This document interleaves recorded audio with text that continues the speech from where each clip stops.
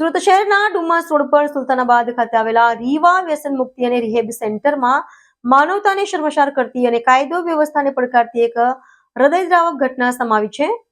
વ્યસન મુક્તિની સારવાર માટે આવેલા 32 વર્ષીય યુવક ધવલ જયંતિભાઈ રાઠોડની સંસ્થાના કાઉન્સલરો અને ડ્રાઈવરે ભેગા મળીને કરપીને હત્યા કરી નાખી છે. ઘટનાની શરૂઆત ગત 1 માર્ચ 2026 રોજ રાત્રે 9 વાગ્યાના અરસામાં થઈ હતી. ધવલ રાઠોડને વ્યસન મુક્તિની સારવાર માટે 28 ફેબ્રુઆરીએ જ ડુમસના સુલતાનાબાદ સ્થિત રીવા વ્યસન મુક્તિ અને રિહેબ સેન્ટરમાં સારવાર માટે દાખલ કરવામાં આવ્યા હતા. રવિવારની રાત્રે સંસ્થાના કાઉન્સલર જિગ્નેશ ભાસ્કરભાઈ દેસાઈ ધવલ પાસે ગયા હતા અને તેમને સારવારની ગોળીઓ લેવા જણાવ્યું હતું. ધવલે આ ગોળીઓ લેવાની ના પાડતા જ જિગ્નેશ એકાએક ઉશ્કેરાઈ ગયો હતો. તેને કોઈ પણ જાતની સમજાવટ વગર ધવલને જોરદાર તમાચો મારી દીધો હતો. આ વાતને લઈને ધવલ અને જિગ્નેશ વચ્ચે ઝપાઝપી શરૂ થઈ હતી. જ્યારે ધવલે પોતાનો બચાવ કરવા બૂમાબૂમ કરી ત્યારે નીચેના માળેથી સંસ્થાના અન્ય કાઉન્સલરો રોહન, શૈલેષ અને સંસ્થાની ગાડીનો ડ્રાઈવર દિલીપ ઉપર દોડી આવ્યા હતા.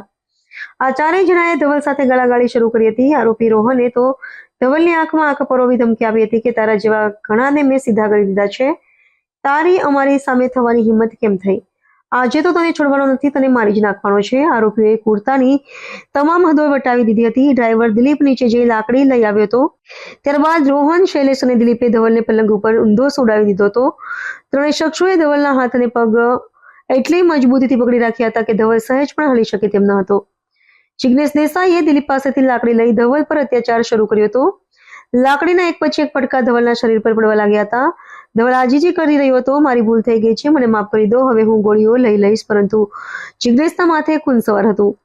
તેને ગર્જના કરતા કહ્યું, તું મને ઓળખતો નથી, મારી સામે બોલવાની હિંમત કેમ કરી?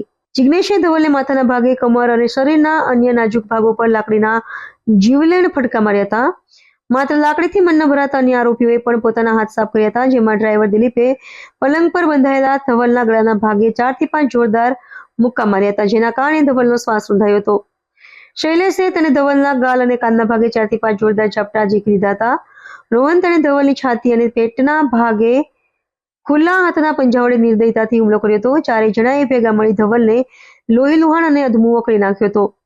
સતત માર અને ત્રાસને કારણે ધવલ રાઠોડ બેભાન થઈ ગયો હતો. જ્યારે આરોપીઓને લાગ્યું કે ધવલ હલનચલન નથી કરતો, ત્યારે તેમણે 108 એમ્બ્યુલન્સને બોલાવી તેને સારવાર માટે નવી સિવિલ હોસ્પિટલ મોકલી આપ્યો હતો. જો કે હોસ્પિટલ પહોંચતા સુધીમાં ઘણું મોડું થઈ ગયું હતું. ફરજ પરના તબીબોએ તપાસીને રાત્રે 10:23 વાગે ધવલને મૃત જાહેર કર્યો હતો. એક પોલીસ અધિકારીના ભાઈનું આ રીતે કરપીને મોત થતા પોલીસ બેડામાં પણ ભારે રોષ જોવા મળી રહ્યો છે. મૃતક ધવલના ભાઈ રાજકોટમાં પીઆઈ છે. ડુમસ પોલીસે આ મામલે ફરિયાદના આધારે આરોપી જિગ્નેશ ભાસ્કરભાઈ દેસાઈ, રોહન, શૈલેષ અને દિલીપ વિરુદ્ધ ભારતીય ન્યાય સંહિતાની કલમ હેઠળ હત્યાનો ગુનો નોંધ્યો છે.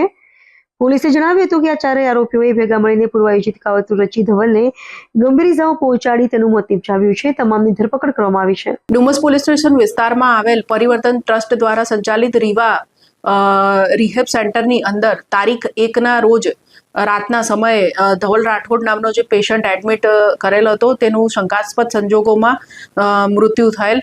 સિવિલ હોસ્પિટલમાં તેને 108 દ્વારા લઈ જવાતા મૃત જાહેર કરેલ હતો.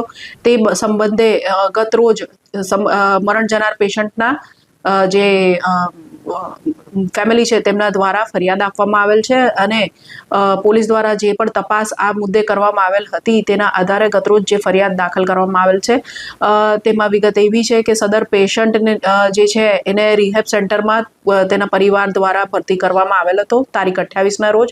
તારીખ 1ના રોજ રાતના લગભગ 9 વાગ્યા પછીના સમયે તેને તકલીફ પડતા એવું જે પ્રાથમિક રિહેબ સેન્ટર દ્વારા તેને 108માં બોલાવીને સિવિલ હોસ્પિટલ ખાતે લઈ જવામાં આવેલ હતો, જ્યાં તેને મૃત જાહેર કરવામાં આવેલ હતો. પોસ્ટમોર્ટમ જે કરવામાં આવ્યું, ફોરેન્સિક પોસ્ટમોર્ટમ, એની અંદર ઈજાના નિશાનો મળી આવ્યા, જેથી પોલીસે આ જે મેટર છે એને સિરિયસ ગણીને તાત્કાલિક ઇન્વેસ્ટિગેશન ચાલુ કરેલ હતું અને ગત રોજ પોલીસ દ્વારા આ મુદ્દે FIR નોંધવામાં આવી છે અને આગળનું કુલ 4 ઇસમોને આ બાબતે અરેસ્ટ કરવામાં આવેલ છે.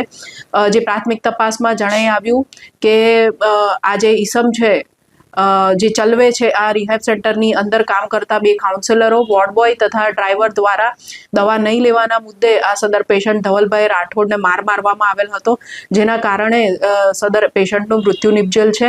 જેથી પોલીસ દ્વારા અત્યારે કાયદેસરની વધુ કાર્યવાહી તપાસ આગળ ધરવામાં આવેલ છે. આમાં જોઈએ તો જિગ્નેશ દેસાઈ, રોહન સંઘાણી, શૈલેષ વાઘેલા અને દિલીપ જોશી, જે 4 કાઉન્સેલર, વોર્ડ બોય તથા ડ્રાઈવર તરીકે રીવા રિહેબ સેન્ટરમાં ફરજ બજાવે છે, તેઓ દ્વારા પેશન્ટને મારવામાં આવેલ હતો. હજુ પોલીસ દ્વારા આરોપીઓને કોર્ટમાં રજૂ કરીને રિમાન્ડ મેળવવાની કાર્યવાહી કરવામાં આવી રહી છે. મેડમ, જે મળનાર છે ધવલ રાઠોડ, એ ક્યાંનો છે અને કેટલા વખતે આ સેન્ટરમાં? મરણ જનાર ધવલ રાઠોડ છે એ મૂળ બનાસકાંઠાનો થરાદનો વતની છે અને તે માત્ર એક જ દિવસ માટે અહીં ભરતી હતો. તારીખ 28ના રોજ સાંજના 6 વાગે તેના પરિવારજનો, જે તેનો ભાઈ છે, જે નજીકમાં અહીંયા સુરત જિલ્લામાં રહે છે, તેમના દ્વારા એમને અહીંયા ભરતી કરવામાં આવેલ હતા અને 1લી તારીખે તેનું મૃત્યુ નિપજેલ છે.